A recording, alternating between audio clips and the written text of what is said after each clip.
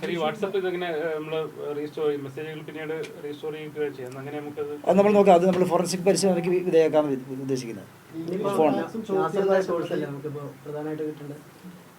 നാസറിൻ്റെ രണ്ടുപേരും നമുക്ക് നോക്കാം. നാസറിൻ്റെ നോക്കാം, അതുപോലെ തന്നെ മറ്റ് നേരത്തെ അറസ്റ്റ് ചെയ്ത പ്രതികളെ നോക്കാം. അത് നമ്മൾ ഓൾറെഡി എടുത്തിട്ടുണ്ട്. നമ്മൾ ഫോറൻസിക് പരിശോധനയ്ക്ക് അയച്ചിരിക്കുകയാണല്ലോ.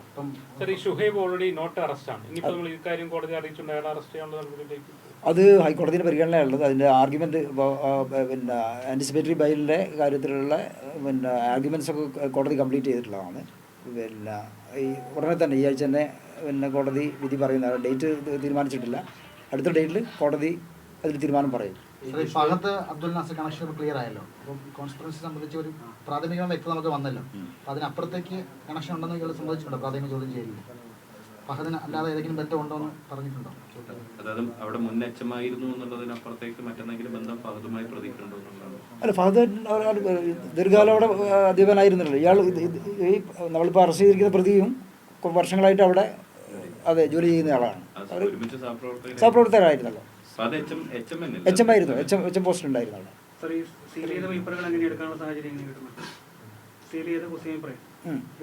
അത് അങ്ങനെ അത് നേരത്തെ സ്കൂളുകളിൽ വിതരണം ചെയ്യപ്പെടുന്നതാണല്ലോ. നേരത്തെ അവിടുത്തെ അതാണല്ലോ ലീക്കേജ്. അതാണ് ലീക്കേജ് എന്ന് പറയും നമ്മൾ.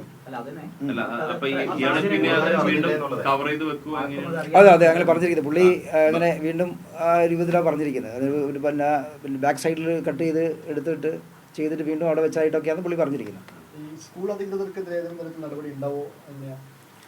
അത് നമ്മൾ പരിശോധിക്കണം. എന്തെങ്കിലും കാരണങ്ങളുണ്ടോ, നമ്മൾ പിന്നെ എന്താണ് അവരറിഞ്ഞുകൊണ്ടാണോ, കൂടുതൽ ആളുകൾക്ക് പങ്കുണ്ടോ, അവരൊന്നും സ്കൂൾ അധികൃതർ അറിയാതെ അയാൾ ചെയ്തിരിക്കുന്നതാണ് ഇയാളിപ്പം പറഞ്ഞിരിക്കുന്നത്. കൂടുതലായിട്ട് ആ കാര്യത്തിൽ അന്വേഷിക്കേണ്ടതുണ്ട്. ജിഷ്ണു ഈ രീതിയിൽ എന്തെങ്കിലും ബന്ധം പറയുന്നുണ്ടോ? ജിഷ്ണു അറിഞ്ഞിരുന്നു ഇങ്ങനെ ചോർന്ന് വന്ന പോസ്റ്റാണ് താൻ അവതരിപ്പിക്കുന്നത്? ജിഷ്ണു ആ കാര്യങ്ങളെ കൂടുതൽ അന്വേഷിക്കേണ്ടതുണ്ട്. കാരണം അതുപോലെ ലേറ്റസ്റ്റ് ആയിട്ട് പിന്നെ ഇയാളെ അറസ്റ്റ് ചെയ്യുമ്പോഴാണല്ലോ ആ കാര്യങ്ങളൊക്കെ പുതുതായി വരുന്നത്. നമ്മൾ നേരത്തെ ഒരു പ്രശ്നം പിന്നെ അവരെ അറസ്റ്റ് ചെയ്തു. അവരാണിത് പുറത്ത് വിട്ടിരിക്കുന്നത്, മനസ്സിലായി. പക്ഷേ അത് അവർക്ക് വന്ന റൂട്ടിലേക്കാണ് നമ്മൾ പിന്നെ ബുദ്ധിമുട്ടുണ്ടായിരുന്നത്. അതെങ്ങനെയാണ് വന്നു എന്നുള്ളത്. അപ്പോൾ ആ ഒരു സ്റ്റെപ്പ് നമുക്ക് എടുക്കാൻ പറ്റി. ഇനി കൂടുതൽ നമുക്ക് ആ ഭാഗത്തേക്കൊക്കെ അന്വേഷണം നടത്തേണ്ടതുണ്ട്. ഇയാൾ കഴിഞ്ഞ വർഷവും പിന്നെ പ്രതിക്ക് കൊടുത്തായി പറഞ്ഞിട്ടുണ്ട്. കാരണം അയാൾ ഒരു ട്യൂഷൻ സെൻറ്റർ നടത്തുന്നുണ്ട്. പിന്നെ അതിന് വേണ്ടിയായിരിക്കും. പക്ഷേ ഇതുപോലെയുള്ളൊരു യൂട്യൂബിൽ കൂടി പബ്ലിഷ് ചെയ്യുന്ന ഒരു രീതി നേരത്തെ ഉണ്ടായിരുന്നില്ലല്ലോ. അപ്പോൾ സ്കൂളുകളിലൊക്കെ നേരത്തെ ക്വസ്റ്റ്യൻ പേപ്പർ എത്തുന്ന ഒരു രീതിയുണ്ട്. അതിൻ്റെ ഒരു സെക്യൂരിറ്റി സേഫ്റ്റി എന്ന് പറയുന്നത് സ്കൂൾ അധികൃതർ ഉറപ്പ് വരുത്തേണ്ട കാര്യമാണ്. അപ്പം സ്കൂള് ഇയാൾ ഒരു പ്യൂൺ എന്ന നിലയ്ക്ക് ആകെ ആക്സസ് ഉണ്ട്. അപ്പോൾ ആ നിലയ്ക്ക് ഇയാൾ അത് ദുരുപയോഗം ചെയ്ത് പിന്നെ കൊടുത്തായിട്ടാണ് മനസ്സിലാകുന്നത്. ഫഹദിന് ഉണ്ടായിരുന്നു, നേരത്തെ ഉണ്ടായിരുന്നു. കഴിഞ്ഞ പ്രാവശ്യം കൊടുത്തതായി പറഞ്ഞു. പിന്നെ അത് പബ്ലിഷ് ചെയ്ത് വന്നോന്നും നമുക്ക് അറിയില്ല. അങ്ങനെ പറഞ്ഞ ചോദ്യം ചെയ്തപ്പോൾ പറഞ്ഞിട്ടുണ്ട് കഴിഞ്ഞ വർഷം ഇങ്ങനെ കൊടുത്തതായിട്ട് അയാൾ പറഞ്ഞിട്ടുണ്ട്. കുറച്ച് വർഷമായി അയാൾ. എത്ര വർഷമായി?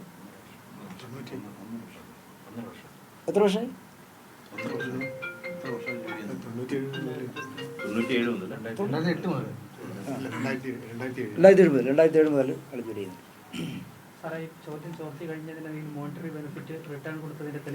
അല്ല, അതേ പറഞ്ഞത് അത് നമുക്ക് ഇതുവരെ കിട്ടിയിട്ടില്ല. നമ്മൾ നോക്കണം. അയാൾ പ്രതി ഇപ്പോൾ സമ്മതിച്ചിട്ടില്ല. ആ കാര്യങ്ങൾ ഇപ്പോൾ കൂടുതൽ നോക്കേണ്ടതുണ്ട്.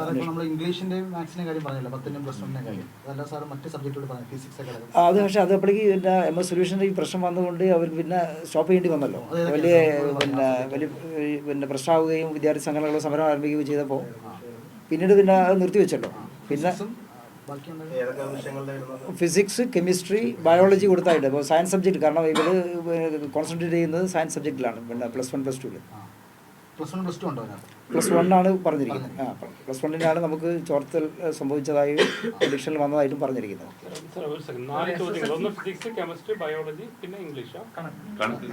മാത്സ് 3 വിഷയങ്ങൾ ചോർത്തിയിരുന്നു, പക്ഷെ കൊടുക്കാൻ പറ്റിയില്ല. അതിന് സാർ ഇപ്പം പറഞ്ഞ ഫിസിക്സും കെമിസ്ട്രിയും ബയോളജിയും എടുത്തിരുന്നു, പക്ഷേ ഈ പ്രശ്നം വന്നതുകൊണ്ട് കൊടുക്കാൻ പറ്റിയിട്ടില്ല.